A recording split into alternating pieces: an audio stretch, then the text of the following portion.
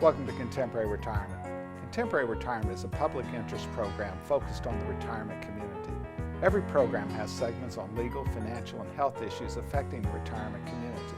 Contemporary Retirement is sponsored in part by a major grant from the Family Heritage Trust Company.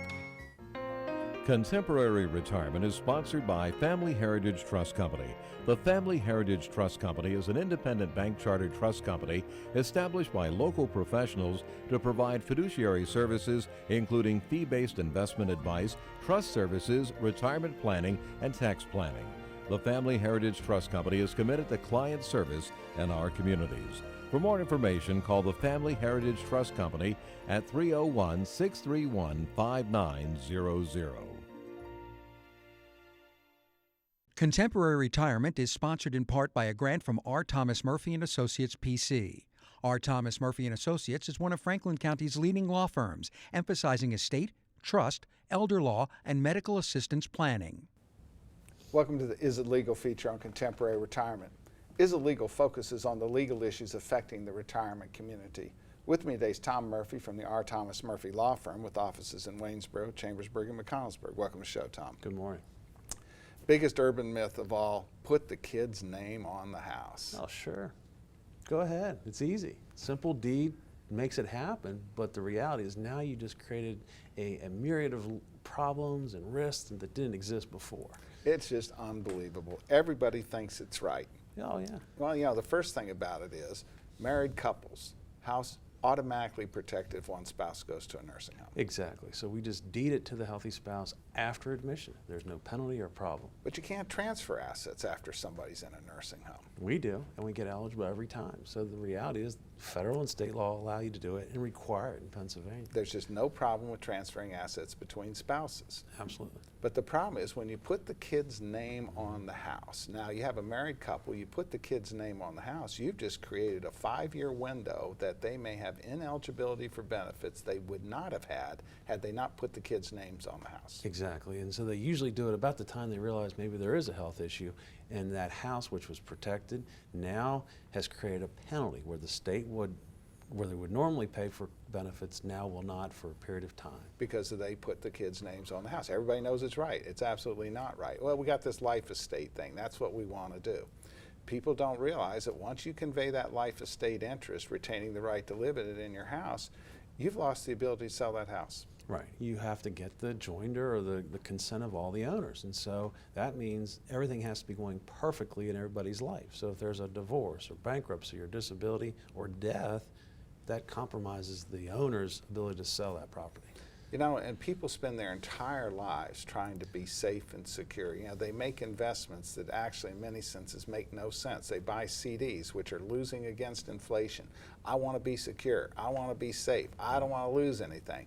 And then they go put the kids' names on the house, just throwing all caution to the wind. Yeah, exactly. It's like rolling the dice. Everything's going to go wonderfully in that person's life. And the reality is, you got one set of factors, risk factors for yourself, but now you start introducing everybody else's risk factors, and it gets complicated and dangerous. Well, you know, I have a situation where, you know, parents need to borrow some money against the house to do some improvements and that sort of thing.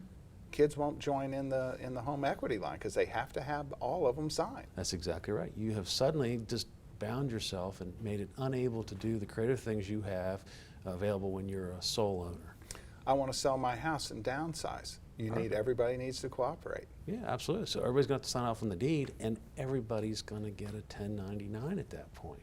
And you say, yeah, but the parents could sell the house tax-free, but in most parental situations, the children on the deed do not reside in that house, which means they now have capital gains tax on their portion of the gain. Right. In some cases, in many cases, that house has been in that husband and wife's name for 30 or 40 years, and the gain's enormous. And so what was a tax-free transaction now has significant tax.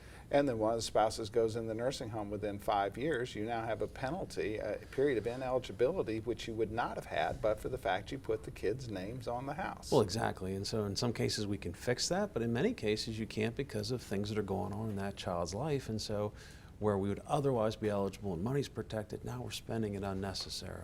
We have other issues. We have children become incapacitated, and now they can't really sell that house either because they got a problem with their own benefits. Well, exactly. You see children becoming disabled, you see children divorced, you see children dying before their parents, and it just has negative consequences. I know you have a case right now where the mother put the son and the daughter-in-law's name on the house. Yeah, sadly, after divorce, there is no ability to kind of work that one out cooperatively, so things go bad really quickly.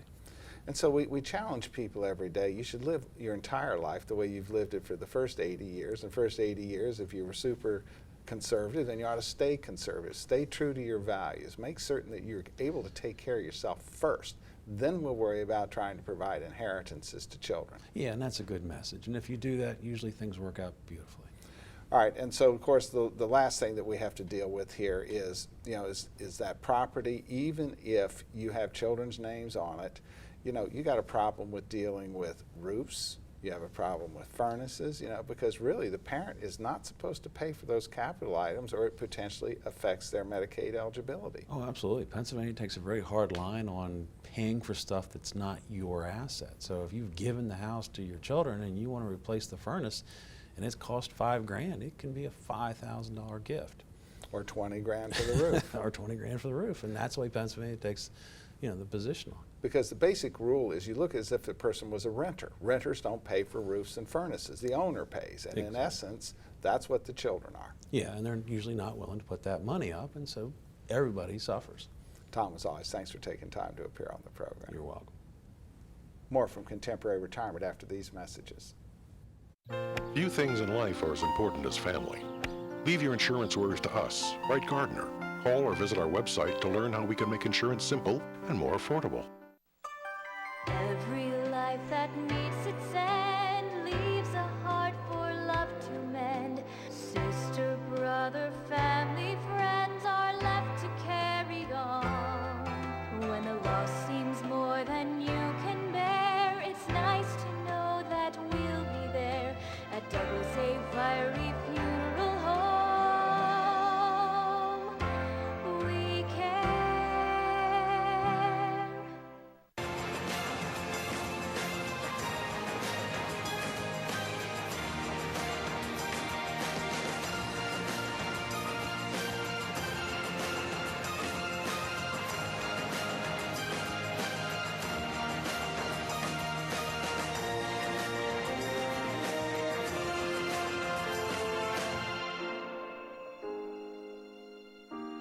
Call Ed Lowe to help put your mind at ease.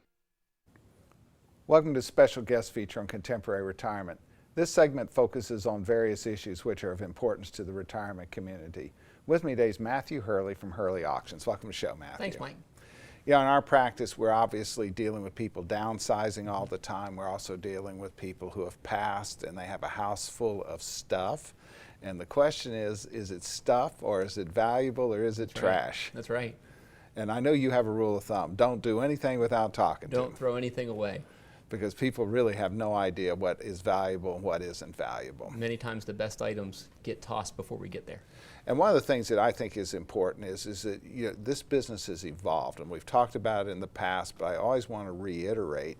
In the past, if there were 3 auctions the same day as your auction, you were going to have a dilution of the potential buyers.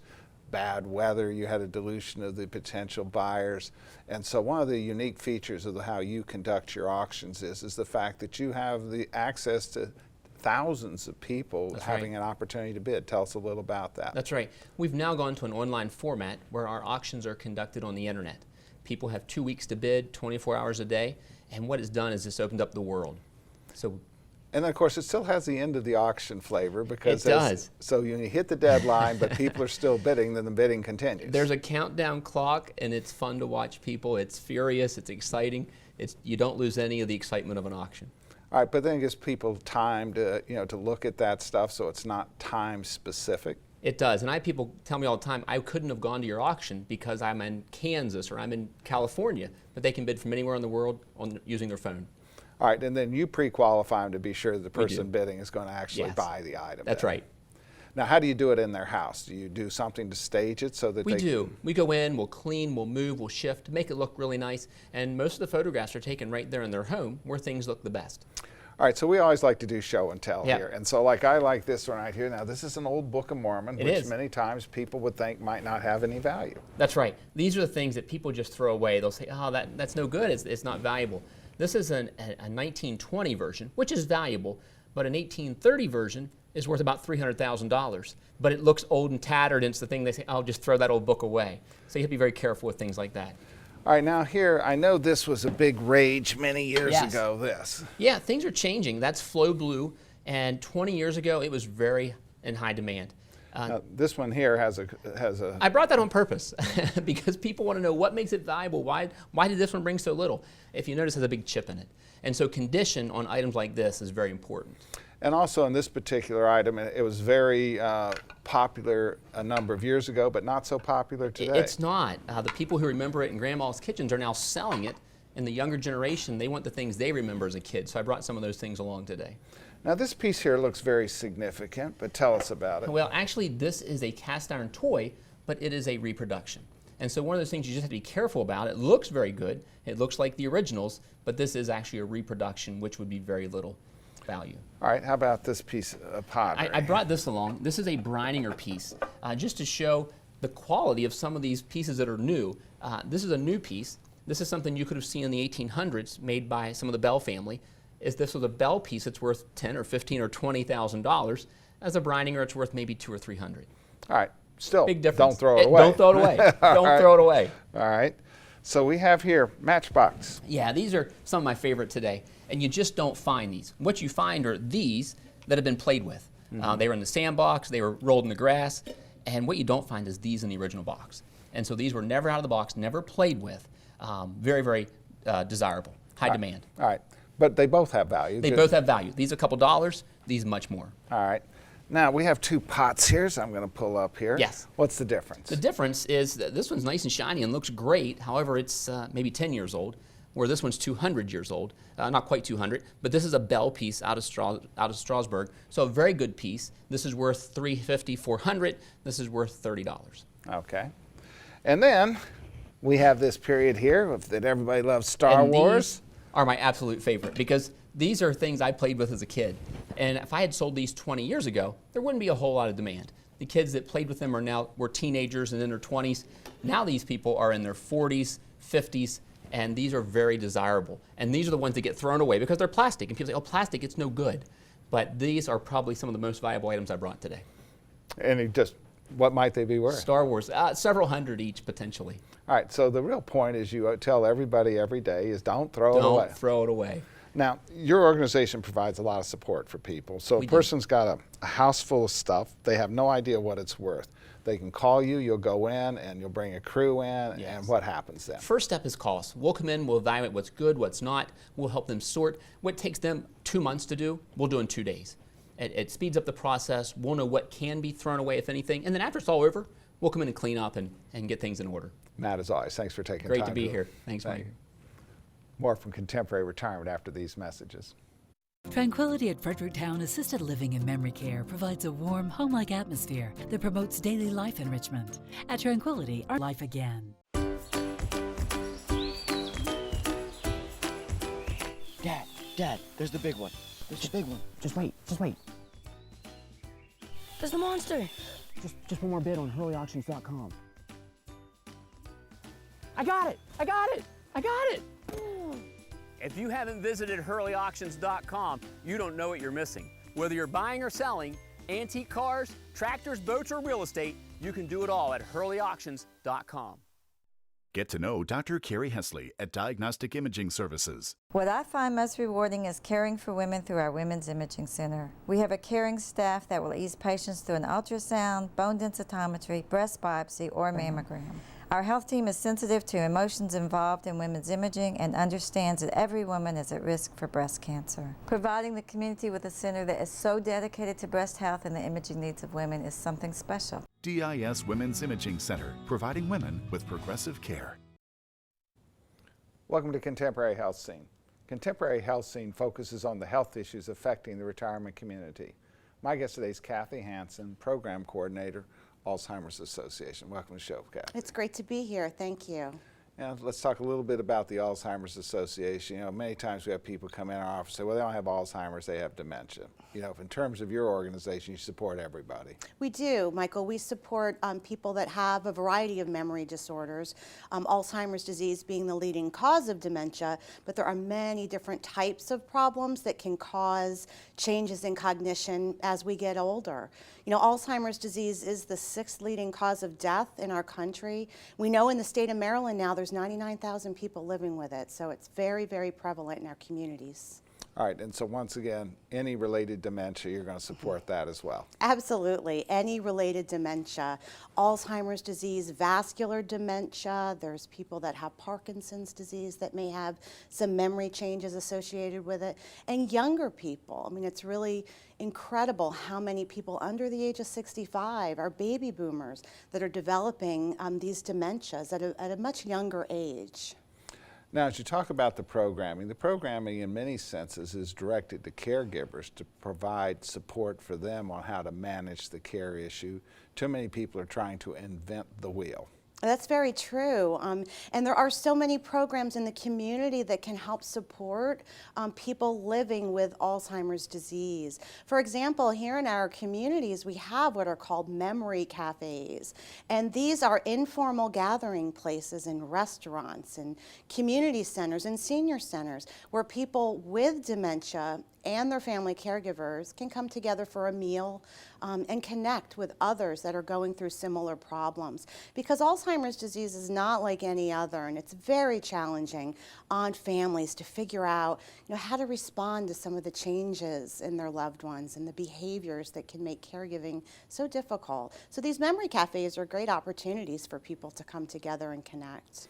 Well, it also gives a chance for the person who's afflicted with the disease to have some additional socialization as well. Oh, you're so right, and that socialization is so critical for people, no matter where they are in the spectrum of the disease. Activities and getting together, getting out is so important. Our research is telling us how important socialization is. And memory cafes offer a great opportunity for activity, for conversation, for compassionate company. And that's a great offering by the Alzheimer's Association. And this is beginning to happen all over the country, so depending on where you are in our viewing areas, just contact your local Alzheimer's Association to find out where those programs are occurring. That's right. There are memory cafes, support groups. Of course, we've been offering our 24/7 helpline nationwide for families living with Alzheimer's. So the programs and services that the Alzheimer's Association offers are available, throughout our nation.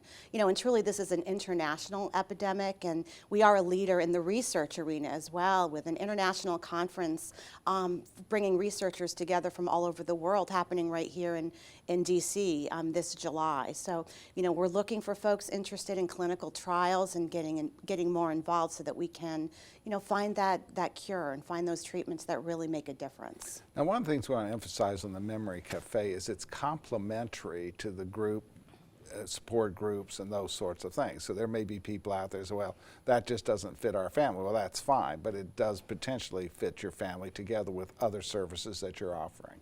It absolutely does. So, we've added the Memory Cafe to the number of programs that we've been offering in the community, just as an alternative. We know that Alzheimer's disease is isolating, and we encourage families to connect with other people because the disease does take its toll. It's a long day. We know sleeplessness can happen, and wandering is a very common behavior brought about by the anxiety that the disease causes. Going back to those numbers, we know that 6th leading cause of death. We've got about 4,000 people, locally in Washington County, and again, 99,000 statewide. So the numbers aren't going away. We don't have a cure for this disease, and we know age is the greatest risk factor. So sadly, we're all aging, and we are all at risk for this devastating disease. Now, you are not-for-profit, so you do need support from the community, and that support can be a lot of different ways, volunteer efforts in addition to providing monetary support. Absolutely. The Alzheimer's Association is a nonprofit organization, as you mentioned, and we rely upon private contributions. We have fall Walk to End Alzheimer's events and spring Memory Ball events and a variety of golf tournaments and activities that the community conducts in order to help us meet that mission. Again, we're trying to find a cure for this disease, and research is a critical part of that. But our local programs and services are here to help support our local families living with Alzheimer's disease. Kathy, as always, thanks for taking time to appear on our program. Thank you very much. More from Contemporary Retirement after these messages. People don't realize it takes a lot to care for a family member in your home. John's dad was very headstrong, so I think that was a lot for him to get over and try to come to terms with that he had terminal illness. I would recommend everybody to get hospice involved at the get-go. When you first learn about it, get it set up. It's going to make it, I mean, it's terrible what you're going through already, but it's going to make it easier for you in the long run because we couldn't have done it without them. Call Hospice today. Hospice of Washington County, when time matters most. I have wanted to be a teacher ever since first grade. Without the Mary and Ruth Smith Scholarship, I would not be successful as a growing adult. Do you wish to make a difference in the lives of others? You can, and you don't have to be wealthy to impact future generations. Start your legacy at the Community Foundation and impact lives, just as Mary and Ruth Smith have done. Thank you to the Community Foundation for believing in me and providing me the opportunity to become successful with my goals. Albright Crumbacker Mal & Eitel are a full-service firm that provides elder care services including managing incoming bills, bill payment, depositing checks, balancing bank statements, and preparing, planning, and filing personal tax returns. Put your mind at ease and call us today. Welcome to the Making Sense feature on Contemporary Retirement. This segment focuses on various financial issues affecting the retirement community.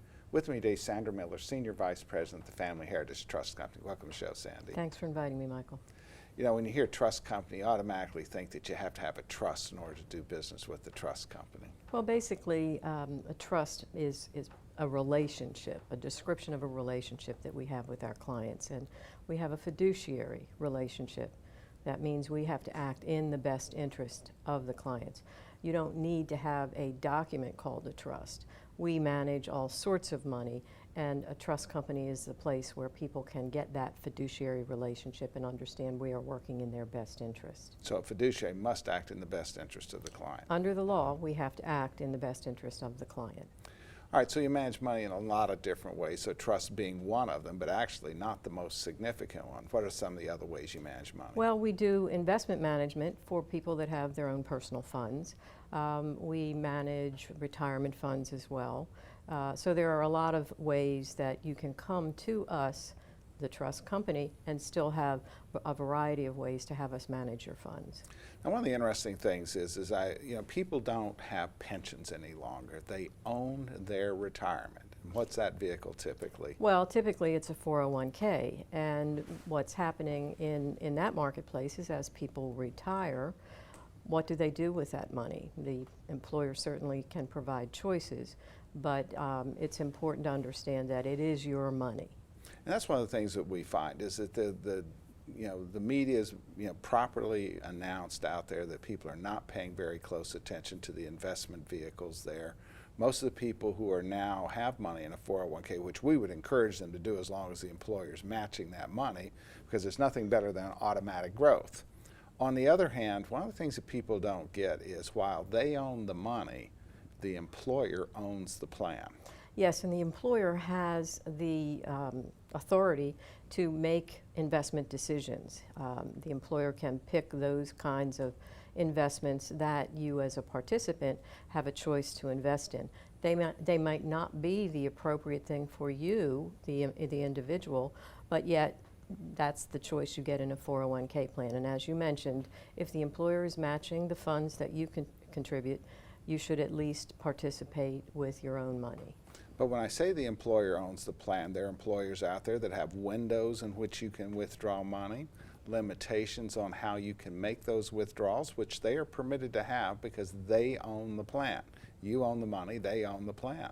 So our advice to most people is when the employer is no longer contributing, or you're retiring, or you're leaving a job, you should always take that money and roll it out into an IRA, because in that instance you both own the money and you own the plan. Yes, and you have the authority to make those choices of when you want to take money out and how to have it invested, what investment management company or trust company you want to get your advice from. And it's always important to have control over your own money. And there's a perception out there that the fees in 401ks are lower, but it's fairly well documented that they're at best the same and sometimes more expensive. Yes, those investments that are included in a 401k plan, the mutual funds, all have internal management fees. And you're also paying a fee to the record keeper of the 401k, and all of that does impact the performance. And so as you look at these things, people saying, okay, I should take it out, I should control it plus own it, then they're now confronted with the fact that they have to make investment choices themselves as to what's appropriate for them. Well, one of the things that clients sometimes miss is if they do their homework and they pick the appropriate investment management firm or trust company that can provide them with evidence of their performance, then they should feel comfort in knowing that their money is going to be managed appropriately. But one of the interesting contra things there is that many times they think somehow the money's being appropriately managed in the 401k, and in fact it's just a smorgasbord of choices. It is still on the client to make their own choices, and somehow they feel that it's being blessed by someone, which in reality it's not. That's correct. I've talked to many people who are looking at rolling a 401k and they don't even know what they own.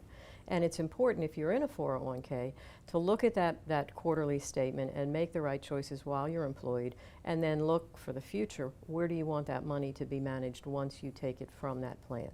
And so we always encourage people, they not only want to own the money, they want to own the plan. Exactly, that's correct. Sandy, as always, thanks for taking time to appear on our program. My pleasure. Thank you from Contemporary Retirement. Remember a more carefree time? Leave your insurance worries to us, Wright Gardner. Call or visit our website to learn how we can make insurance simple and more affordable.